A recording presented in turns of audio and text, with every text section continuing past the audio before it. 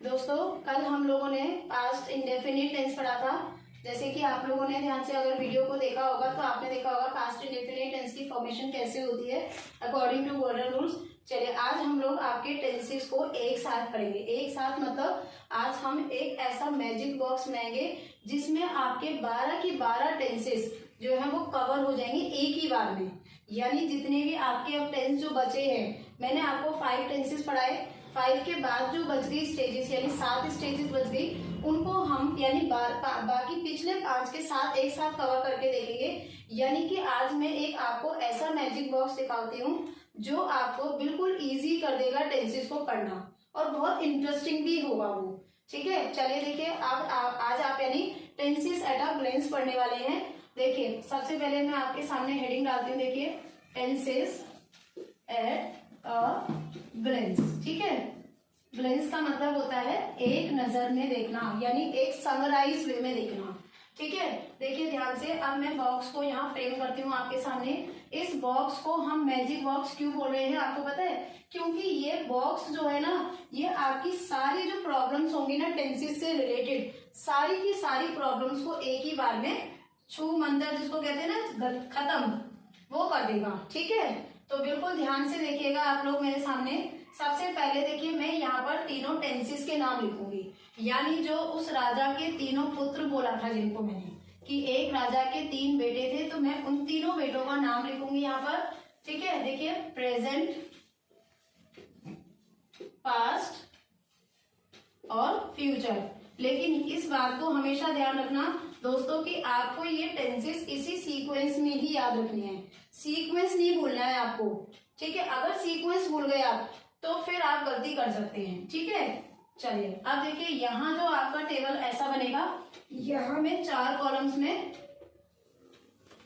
उन चारों स्टेजेस को लिखूंगी जो हमने इनके बेटों के रूप में आपसे कहा था कि इनके भी 4 बेटे हुए थे सेम नाम के, तो वही मैं यहाँ लिखने जा रही हूँ। देखिए सबसे पहले हमारी कौन सा बेटा आता है? बड़ा बेटा सिंपल टेंस यानी इंडेफिनिट टेंस भी कहते हैं। फिर आता है हमारा कंटिन्यूअस टेंस, फिर आता है हमारा परफेक्ट टेंस और उसके बाद हमारा आता है परफेक्ट कंटिन्यूअस टेंस। इस सीक्वेंस को आपने भूलना नहीं है।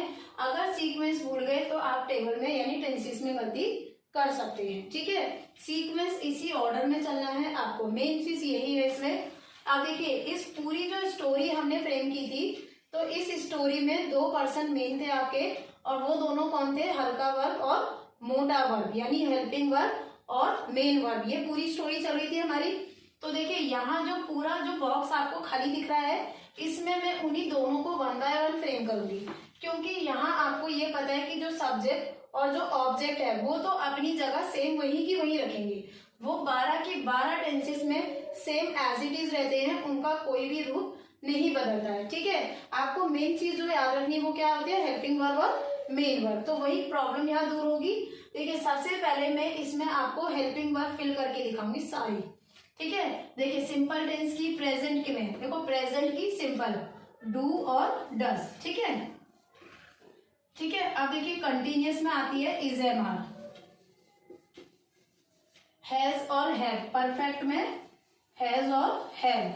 और इस टेंस का बिल्कुल सिंपल कब आता है? इस वाले हेल्पिंग वर्ब में अगर आप बीन जोड़ दोगे तो वो इसकी हेल्पिंग वर्ब बन जाएगी। ठीक है, हैज हैव, देखिए ये सेम लिख दिया मैंने, इसी के आगे बीन लगा दो। ठीक है, यानी मेन आपको 1 2 3 ये 3 याद करनी है। ठीक है, अब आपको देखो ये क्या है? Past tense. पास्ट में आपको क्या करना है? जो सिंपल में यानी जो प्रेजेंट में हेल्पिंग वर्ब आपने फिल की है उसी का पास्ट फॉर्म बना दो। ठीक है, यानी डू और डज की पास्ट फॉर्म यानी डिड, इज एम आर की पास्ट वॉज वर्ब, हैज और हैव का पास्ट हैड, और इसी में बीन जोड़ देंगे तो नेक्स्ट वाली हेल्पिंग वर्ब आ जाएगी। ठीक है, अब आपको देखो फ्यूचर में क्या करना है। देखो फ्यूचर की हेल्पिंग वर्ब आप एक ही याद करो, विल और शैल, चाहे वो कोई भी स्टेज क्यों ना आए, चाहे वो सिंपल आए, कंटिन्यूअस आए, परफेक्ट आए या परफेक्ट कंटिन्यूअस आए, कोई भी स्टेज आए आपको विल और शैल याद करनी है हेल्पिंग वर्ब बस, और कोई हेल्पिंग वर्ब आपको याद नहीं करनी है। इसमें पूरे फ्यूचर में विल और शैल हेल्पिंग वर्ब होती है। चलिए देखो मैं आपके सामने फिल करके दिखाती हूँ हेल्पिंग वर्ब विल और शैल। ठीक है, यहाँ भी देखिए विल और शैल। अब इसकी कंटिन्यूअस स्टेज दिखाने के लिए मैं इसके साथ बी लगा रही हूँ। ठीक है, यहाँ देखिए विल और शैल, और यहाँ मैं परफेक्ट की स्टेज दिखाने के लिए हैव लगा रही हूँ। ठीक है, और इसका मैंने आपको टेक्निक बताई, इस हेल्पिंग वर्ब में बीन जोड़ देंगे। ठीक है, will shall plus have plus been. ठीक है, देखिए सारी की सारी हेल्पिंग वर्ब फिल हो गई। अब बात करेंगे मेन वर्ब की। देखो ये कौन से नंबर पे टेंस आता है। फर्स्ट कॉलम में देखो स्टेजेस का, मैंने आपको टेक्निक यही याद कराई थी। फर्स्ट कॉलम में देखो ये, तो यहाँ है मेन वर्ब फर्स्ट फॉर्म लग जाएगी। ठीक है, यहाँ देखिए ये सेकंड कॉलम है, तो मैंने आपको याद दिलाया था कंटिन्यूअस का एक ब्लड है आईएनजी, जिसकी वजह से उसने वर्ब की सेकंड फॉर्म को ठुकरा दिया था और क्या कर दिया था, उसको तोड़ के आईएनजी ले लिया था। ठीक है, वो स्टोरी आपको याद होनी चाहिए। अब वर्ब की फर्स्ट फॉर्म प्लस आईएनजी, आपको याद होगा मैंने ये कहा था कंटिन्यूअस नाम आते ही आपके दिमाग में एक साइलेंट सा बच जाना चाहिए आईएनजी नाम का। ठीक है, यानी वो इसका ब्लड है। ठीक है, इसके बिना तो ये रूल बनेगा ही नहीं, काम ही नहीं करेगा। वर्ब की फर्स्ट फॉर्म प्लस आईएनजी। आप देखिए कॉलम नंबर कौन सा है जी, आप इसमें नंबरिंग भी डाल सकते हैं। देखो 1 2 3 और 4 है ना। अब ये थर्ड नंबर का कॉलम है, तो देखो मैं यहाँ पर वर्ब की थर्ड फॉर्म लगा रही हूँ। ध्यान से देखिए थर्ड,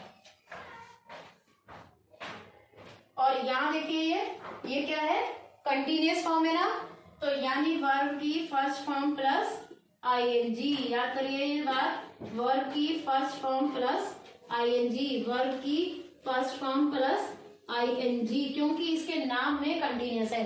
अब आपको देखो मैं एक मजेदार बात बताती हूँ। देखो ये कॉलम नंबर कौन सा है, 4, तो हम इस वर्ब की फर्स्ट फॉर्म और आईएनजी को V4 भी कह सकते हैं। ठीक है, तो आप लोग कंफ्यूज ना हो, इसलिए मैं आपको V1 प्लस आईएनजी ही लिखूंगी। ठीक है, अगर आप कहो तो आप V4 कह सकते हो। ठीक है, तो आपके कॉलम के नंबर से वो मैच हो जाएगा। देखिए अब सारे की सारे helping verb main verb fix कर दिए मैंने, और देखो आपके सारे के सारे रूल एक ही टेबल में फिक्स हो गए। तो बताइए अब ये मैजिक बॉक्स है कि नहीं है? बिल्कुल है ना मैजिक बॉक्स।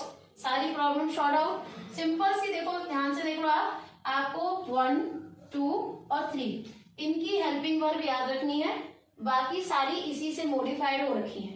देखो सारी ध्यान से देख लो, डू डज का डिड, इज एम आर का वॉज वर, हैज हैव का है, और इसी में भी लगा दो तो ये रूल। और आपको यहाँ मैंने याद करा दिया will shell he helping verb मान ली जाएगी।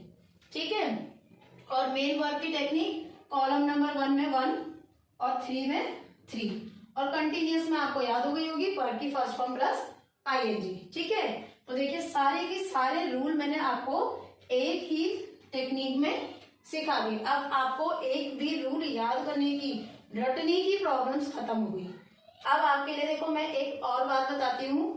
अगर आप फ्यूचर टेंस का नेगेटिव बनाएंगे, यानी मान लो आपको इसका नेगेटिव बनाना है, तो आप अगर नॉट लगाओगे तो वो यहाँ लगाएंगे, बी के बाद नहीं लगाएंगे।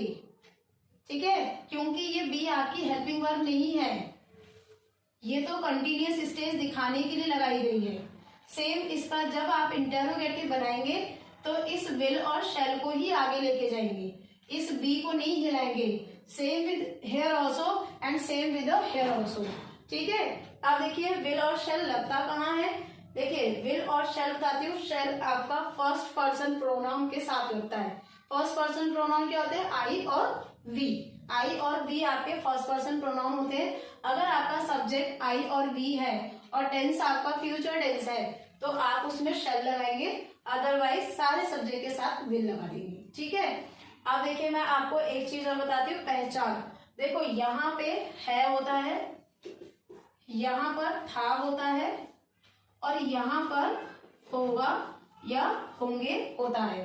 ठीक है, यहाँ पर देखो सिंपल सा समझ लो, यहाँ पहचान होती है ता के साथ, है, ता, था और ता होगा। ठीक है, यहाँ पहचान होती है रहा के साथ, रहा है, रहा था और रहा होगा। ठीक है, यहाँ पहचान होती है चुका के साथ। ठीक है, चुका था, चुका है और चुका होंगे। यहाँ पहचान होती है से और रहा के साथ, समय से रहा। ठीक है, से रहा है, से रहा था और से रहे होंगे। ठीक है, देखिए पहचान भी सिंपल है आपकी, बिल्कुल क्लियर है। अगर देखो प्रेजेंट में है, पास्ट में था और होगा, ये स्टेज है। देखिए ता के साथ है, ता के साथ था और ता के साथ होगा, करता होगा। यहाँ देखिए रहा लिखा है तो इट मीन्स प्रेजेंट में है तो रहा है, पास्ट में होगा तो रहा था, फ्यूचर में होगा तो रहा होगा। यहाँ पहचान देखिए चुका के साथ प्रेजेंट में है, पास्ट में चुका के साथ था और फ्यूचर में चुका के साथ होगा। यहाँ देखिए समय से रहा, समय से रहा तो प्रेजेंट में रहा है, पास्ट में रहा था और फ्यूचर में रहा होगा। ठीक है, आप इसको अपने साथ नोट भी कर सकते हैं ताकि आपको इंटरेस्टिंग लगे ये नोट करने में भी। आप देखिए मैं आपको एक, जो मैंने आपसे कहा यहाँ नेगेटिव और इंटरोगेटिव कैसे फ्रेम करते हैं, ये मैं आपको एक एग्जांपल दिखा सकती हूँ फ्यूचर में, ताकि आपको प्रॉब्लम ना आए। ठीक है, first of all I will रब द टेबल। ठीक है, तो यानी कि अब ये मैजिक बॉक्स बन गया। ठीक है, ये मैजिक बॉक्स इसीलिए कहा जाता है कि ये आपकी एक जादू की तरह सारी की सारी प्रॉब्लम्स को, जो टेंसेस से रिलेटेड सारी प्रॉब्लम्स हैं वो आपकी खत्म कर देगा, इसलिए इसको मैजिक बॉक्स कहा जाता है। चलिए देखो, मैं आपके सामने एक फ्यूचर कंटिन्यूअस टेंस का सेंटेंस लिखूंगी, फिर आप देखो उसको इंग्लिश में ट्रांसलेट करके दिखाएंगे। जैसे मैंने लिखा फ्यूचर कंटिन्यूअस टेंस। ठीक है, तो फ्यूचर कंटिन्यूअस टेंस में मैंने लिखा माली पौधों को पानी दे रहा होगा। ठीक है, ये मैंने सेंटेंस लिखा। चलिए अब देखो अकॉर्डिंग टू गोल्डन रूल्स और इस मैजिक बॉक्स के अकॉर्डिंग हम इसको रूल्स के अकॉर्डिंग करके देखते हैं। देखो सबसे पहले सब्जेक्ट, सब्जेक्ट कौन है, माली यानी द गार्डनर। ठीक है, अब हमारी हेल्पिंग वर्ब आती है, जैसा कि आपने मैजिक बॉक्स में लिखा, इसमें हमें विल शैल लगाना है, तो गार्डनर के साथ विल। कंटिन्यूअस स्टेज दिखाने के लिए बी। अब क्या आएगा, मेन वर्ब। मेन वर्ब मतलब काम क्या हो रहा है, काम क्या हो रहा है, पानी देने का। पानी देने को कहते हैं वाटर, और कंटिन्यूअस की मेन वर्ब है तो आईएनजी, वाटरिंग। अब क्या आएगा, ऑब्जेक्ट। ऑब्जेक्ट मीन्स जिसका मीनिंग रह गया, पौधो। पौधो मीन्स द प्लांट्स। ठीक है, the gardener will be watering the plants. अब देखो अगर मैं इसको नेगेटिव करना चाहूं तो मेरा नेगेटिव में क्या बनेगा, देखिए मैं आपसे यही कहना चाहती हूँ कि आपको नॉट जो है वो विल के या शेल के बाद लगाना है।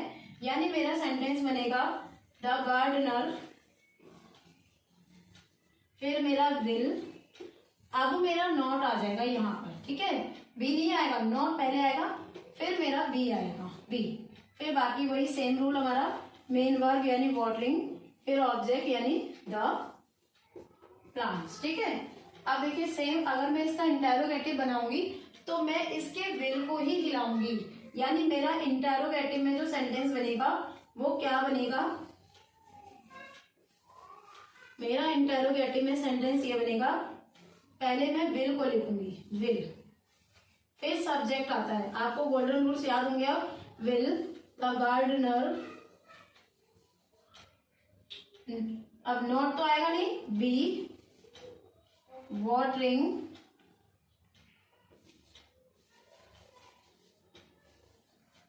The plants. ठीक है, अब आपको याद होनी चाहिए स्टोरी, हेल्पिंग वर्ब देश छोड़ के गया था और क्वेश्चन मार्क ही लगेगा। ठीक है, अब देखिए मैंने आपको फ्यूचर टेंस कंफ्यूजन क्लियर कर दिया। अब देखिए मैं यहाँ पर आपको शेल का यूज भी एक बार लिख देती हूँ। शेल का यूज होता है ओनली फर्स्ट पर्सन प्रोनाउन, यानी आई और वी के साथ बस, और कोई भी सब्जेक्ट आए आपको विल यूज कर देना है बस। ठीक है। अगर टेंस फ्यूचर टेंस है और विल शैल में कंफ्यूजन है, सीधी सीधी याद कर लो आप, विल शैल आई और वी यानी फर्स्ट पर्सन प्रोनाउन के साथ यूज होगा और सबके साथ विल यूज कर देना है। ठीक है दोस्तों, तो अब देखिए आपके सारे टेंसेस आज हमने कंप्लीट कर दिए हैं। तो प्लीज अगर आपको हमारा वीडियो पसंद आया हो और एक्सप्लेनेशन समझ में आता हो तो प्लीज चैनल को लाइक कीजिएगा, सब्सक्राइब कीजिएगा और जो भी आपको कमेंट्स भी कीजिएगा। Please share and subscribe my channel. Thank you.